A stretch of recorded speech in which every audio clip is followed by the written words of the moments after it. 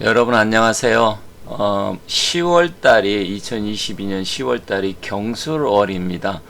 이 경술하면 저 같은 경우는 1910년 경술년 우리나라 조선이 망하면서 일제의 압박에 시작이 되고 또 그로 인해서 약 36년간 일제의 핍박을 받으면서 우리 민족이 가장 힘들고 험난한 시기로 접어들었던 그때가 생각이 납니다. 그때가 경술년이고요. 또 제 영상을 보신 분들은 아시겠지만 이 경자는 사실 우리 한반도 우리 민족한테는 경금이 들어왔을 때는 좋은 일들보다는 안 좋은 일들이 많이 일어났습니다. 그리고 1950년 같은 경우도 경인년이었는데 6.25 전쟁이 터졌었고요.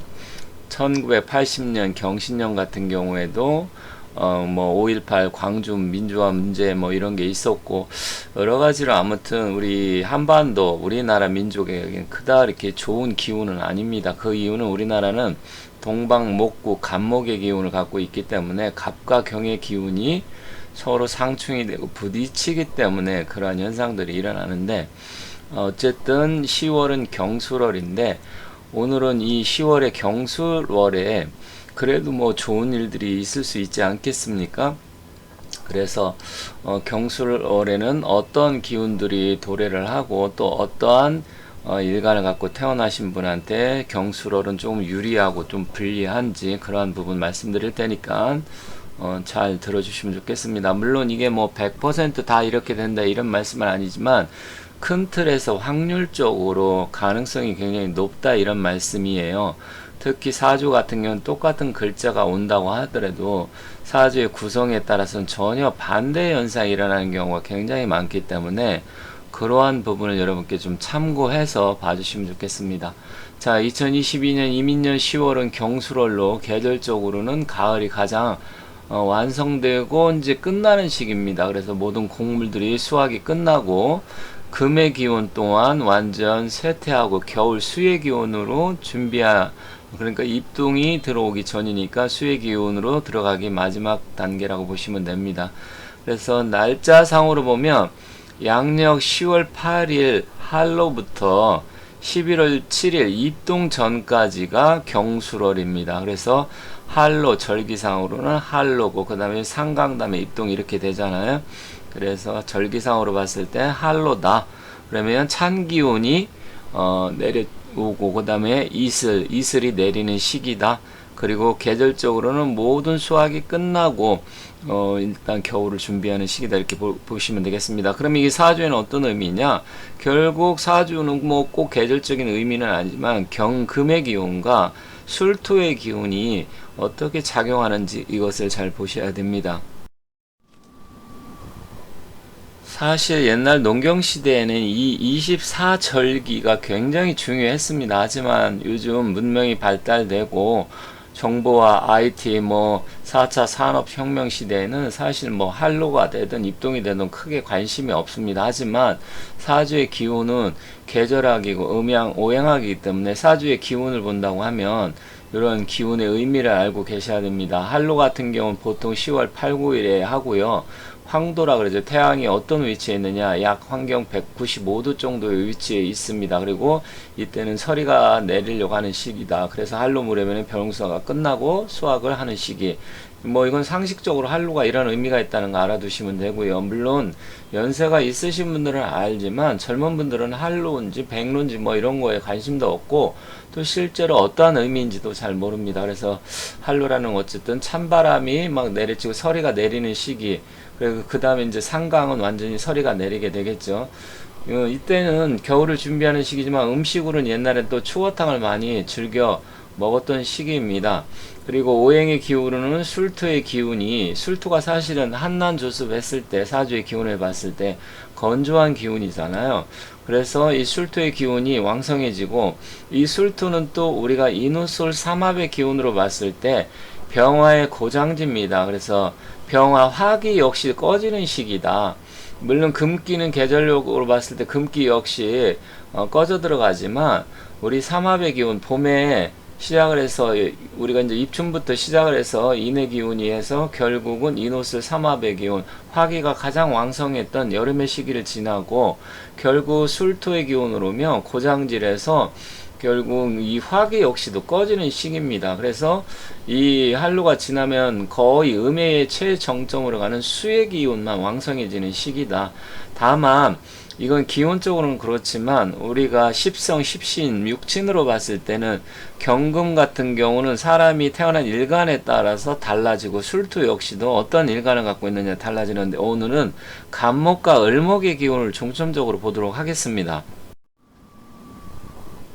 10월달은 경술월이라고 말씀드렸죠. 자, 여기 보시면 왼쪽에 이민년 경술월이 있고 일간을 보면 갑과 을의 기운을 갖고 태어나신 분이 있습니다. 그러면 본인 사주를 떠나서 일단 간목과 을목의 기운만 있다고 본다고 한다면 이민년과 경술월의 기운이 과연 간목이나 을목을 갖고 태어난 사람한테는 어떠한 영향을 미치느냐.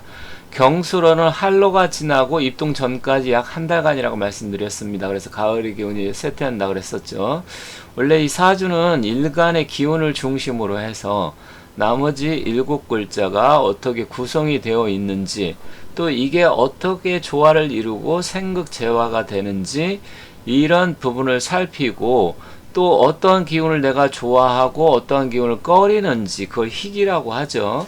그러한 부분을 봐야 됩니다. 그런데 전반적으로 갑을목의 기운을 갖고 태어난 사람한테는 기운이 신강하든 신약하든 일단 이 경금의 기운은 관성의 기운이고요.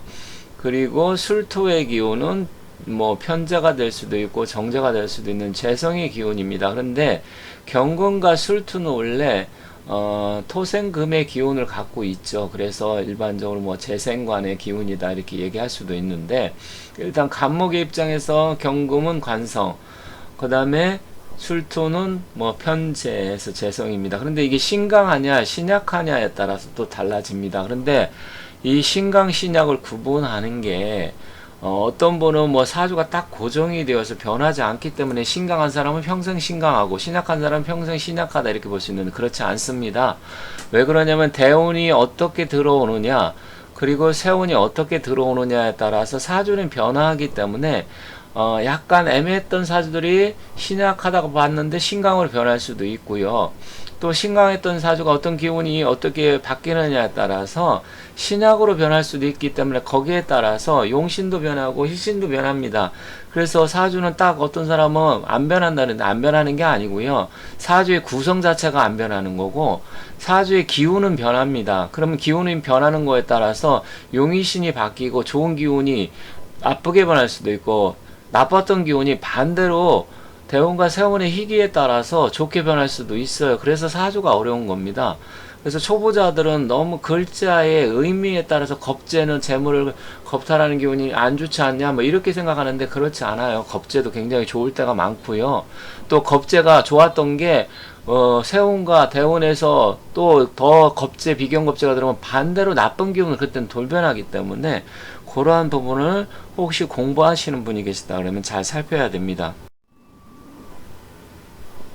그렇다고 하면 갑을목이 어떻게 이번 경술월에 좀 어떤 일들이 벌어질지 한번 보도록 할게요. 다만 여기 연과 월에 인과 묘로 했는데 갑을목 입장에서 인묘라는 것은 비견겁재잖아요. 그러면 사실 뭐 이렇게 신강하다고 보고요. 신강했을 때는 천간의 기운 경금 같은 경우는 갑을목 입장에서 물론 갑목과 을목이 조금 다를 수 있어요. 갑은 갑경충이 되고 을은 을경합액이 되기 때문에 그걸 또 디테일하게 하려면 시간이 많이 걸리기 때문에 그냥 큰 틀에서 일단 말씀드리고요. 하나하나 자세한 것은 나중에 또 다른 시간에 말씀드리겠습니다.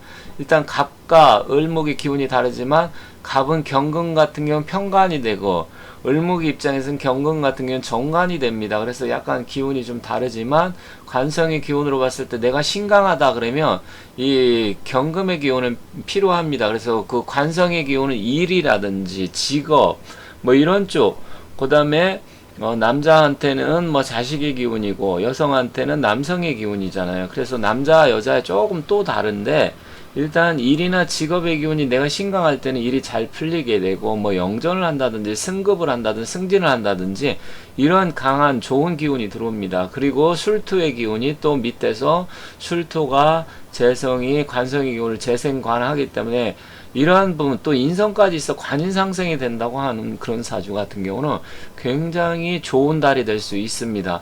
그래서 승진, 승급, 뭐 시험 이런 부분 이런 쪽에서 신강한 사람들은 굉장히 도움이 되고요. 그렇지만 만약에 내가 신약하다 그렇게 된다고 하면 신강하고 다르다고 말씀드렸죠. 그래서 신강할 때는 재성의 기운 횡재수까지 같이 들어와서 왜냐면 술토가 있기 때문에 좋습니다. 그래서 어쨌든 갑을목의 기운이 태어난 사람은 일이나 직업 이런 쪽이 잘 되고 또 횡재수라든지 재물의 기운 이런 것도 왕성해지고 여성은 남성과의 인연이 강해지고 미혼 같은 경우는 뭐 좋은 남자 만날 가능성도 높아지고 여러 가지 긍정적인 기운이 있지만 내가 신약해가지고 굉장히 사주의 기운이 갑을목이 약해서 지금 가뜩이나 힘든 상태에서 경금 뭐 바위덩어리 도끼 이런 게 들이치고 또 장사하는 사람 또 일하는 사람 사업하는 사람 비즈니스 하는 사람한테는 술토는 또 재성의 기운이기 때문에 그 재성의 기운이 나가게 되고 힘들고 어렵고 이런 현상이 일어납니다. 그래서 반대로 일어난다는 거예요. 그렇지만 뭐 대운의 기운과 세운의 기운에서 또 받쳐주느냐에 따라 다르지만 일단 갑을목 입장에서는 일과 관계된 일, 직업이라든지 사업, 비즈니스 아니면 재물과 관계된 일은 일단 인연이 있다. 이렇게 보시면 되고요. 만약에 신약한 사람한테는 건강상으로는 신경계통, 간이라든지 건강 문제, 스트레스 이런 쪽으로도 또 힘들어질 수 있습니다.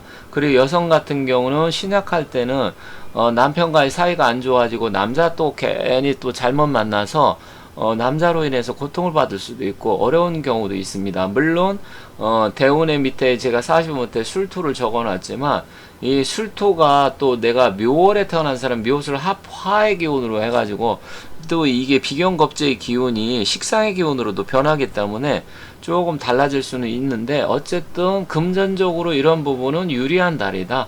그래서 재물의 기운이 조금 왕성해질 수 있기 때문에 잘만 관리를 한다고 하면 그들이 그동안 안 풀렸던 일들이 잘 풀릴 수도 있고 또 횡재수까지 생기기 때문에 뜻하지 않은 뭐 횡재운 재물의 기운 상승할 수 있는 그런 달이지만 신약한 사람들은 건강 문제라든지 스트레스, 신경적인 예민한 부분 이런 부분은 좀 안 좋게 작용할 수 있다라는 점 잘 살펴보시고요. 오늘은 이렇게 해서 갑을목의 기운을 갖고 태어난 사람이 10월달 경술월에는 대략 어떠한 일들이 발생할 수 있는지 좀 간략하게 알아봤습니다. 일단 앞으로는 조금 더 제가 좀 자주 영상도 올리면서 사주 이렇게 쉽게 풀이할 수 있도록 여러분께 말씀드리도록 하겠습니다. 이번 시간에는 2022년 10월 경술월을 맞이해서 어떤 일들이 특히 갑을목에 대해서 말씀드렸고 다음에는 뭐 병정화 그리고 뭐 무기토 뭐 이렇게 해가지고 조금 또 다시 다른 일간을 갖고 태어난 사람들 어떤 작용을 하는지 알아보도록 하겠습니다. 감사합니다.